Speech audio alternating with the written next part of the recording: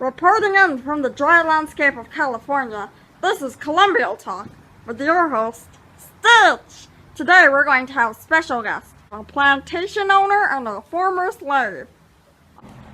Introducing the hot former slave, William Chambers.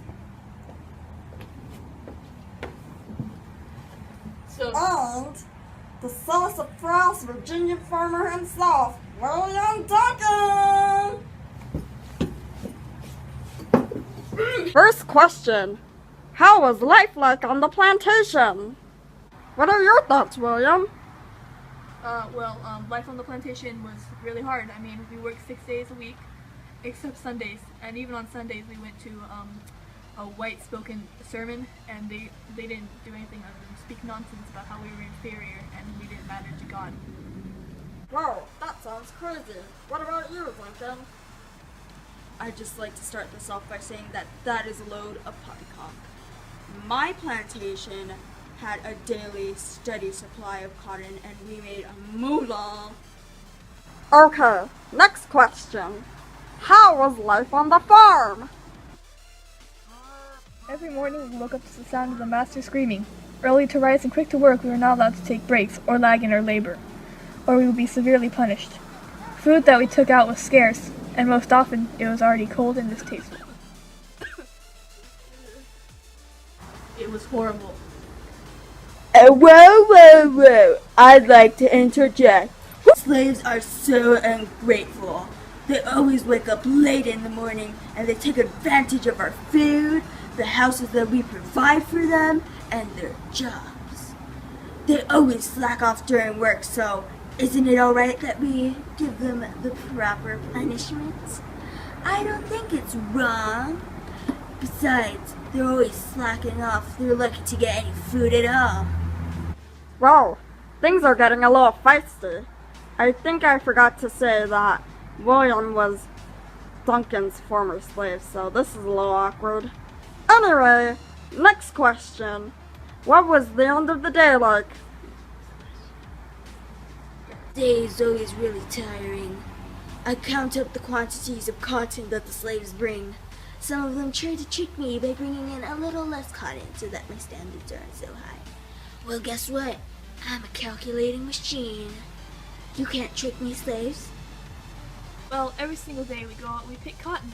If we get too much cotton, then his standards will be raised. If we get too little, he's gonna whip us. So, it's really a lose-lose situation for us. After that, we go back to our homes, we could even call them that, and we eat very little, and we go to sleep. And then we wake up and do it all over again. What kind of foods did you eat on the plantation? We took cold bacon out into the field during the day, and that's what we ate for lunch. It was absolutely disgusting. At night after work, we all went into our dorms kind of thing, and we made corn to be eaten for dinner that night, and we also prepared bacon to eat next workday tomorrow. It was terrible. I like to show off my hospitality. So my meals typically consist of roasted turkey, mutton, oysters, beef, and a wide variety of vegetables, and desserts like pudding or cake. Gotta love that plum pudding that you make during Christmas. Guests that come over are commonly treated very well, and we take pride in our supper table. Do you do anything else other than these services? Sometimes during the week we sneak off in the night into the woods, maybe at an abandoned cabin or clearing. We play music from our home. We dance like we used to in our childhood villages. It's lots of fun, and we come up with many new dances and games to play and keep ourselves entertained. How did the cotton gin help you on the farm? The cotton gin is a huge help. Before, we used to have to do it by hand. The slaves were so slow. My grandma could dance faster than them, and she's dead. Anyways, it helped get us around 50 pounds of cotton per man a day, and we were able to ship out more, so it was a great help. What is your standpoint on the Ku Klux Klan? Horrible people they are. Honestly, I'm terrified of them. They do such horrific and catastrophic things to people, and they do it to government officials and us slaves, well, former slaves, and I'm honestly terrified of them. Like,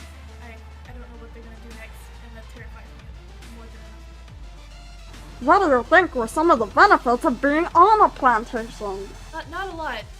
There were only specific slaves that benefited from being on a plantation, and these were the slaves that worked in the big house, cooked for the master and cleaned the house. They also were the ones who ratted on us other slaves. They went to the secret services and the dancing people overnight, and they told the master, and that will, give them extra food and, more clothing. It's not a happy life on the plantation, to be honest. What kind of clothes did you wear? Very rarely did we have actual clothes to wear. We mostly wore rags and some hats, mostly made of linen and lightweight cotton. It wasn't very comfortable. Seldom did we have time to actually wash our clothes. We did not smell good. Very rarely did we have other separate clothes to change into. So what we wore yesterday, we wore today. What we wore today, we wore the day after that. Yeah, no one cares. Okay, now it's my turn. Push. Oh, I really love men's fashion since England. They were rich, colorful doodads, which are like shirts with long, puffy sleeves. They're usually made out of velvet or silk with the most vibrant colors. I wear it to show off my success. Yes. What were your thoughts when you first heard of President Abraham Lincoln? okay.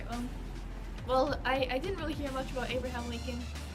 My master likes to keep those kind of things secret from us slaves because he thinks we're gonna rebel and slack off if we know about our freedom or something. One day, I am breaking my back and working really hard to impress my master and not die. And the next day, someone's running through the plantation on a horse, saying that we've been freed. Abraham Lincoln, he's a shady guy. You can tell right by that look in his eyes. He's not here to play games. He's gonna tear our economy down, piece by piece. And it's going to be horrible. I worked so hard to maintain it. And then he's freed our slaves. What are we gonna do? They're gonna kill us. And maybe even worse. What did you do when the Emancipation Proclamation came into effect? As soon as I heard the news, I went straight to everyone in the fields, in their rooms, picking cotton. It was pretty great. I ran to them and I told them that they were free. We were all free. We immediately went to the master's big house and we made fun of him because we were free. He couldn't say anything about that. Okay. Oh. I know what to do. My plantation, it would all fail without proper labor or working force. My family and I would starve. Our income would go down, down, down until it hit rock bottom. We would all die in this useless plantation because no one else was there to help us. I'm done. How was your life after the Emancipation Proclamation? For slaves, most of us didn't really make it out on our own. Some of them found jobs, made a house, found a living. Unfortunately, some people, they didn't know how to handle themselves on their own, so they went straight back to the master, asking for a job, for a house. These slaves, they had to pay off a debt for their house and their land, and honestly, it was just a big cheat. The master took everything they owned, and all in the name of the debt. I knew they would come begging. They were a pathetic lot anyways, always asking for food, shelter, someplace warm, so I gave it to them. I lent them a bit of land, except everything they grew would go to me, and they worked for me until they could pay off their debts.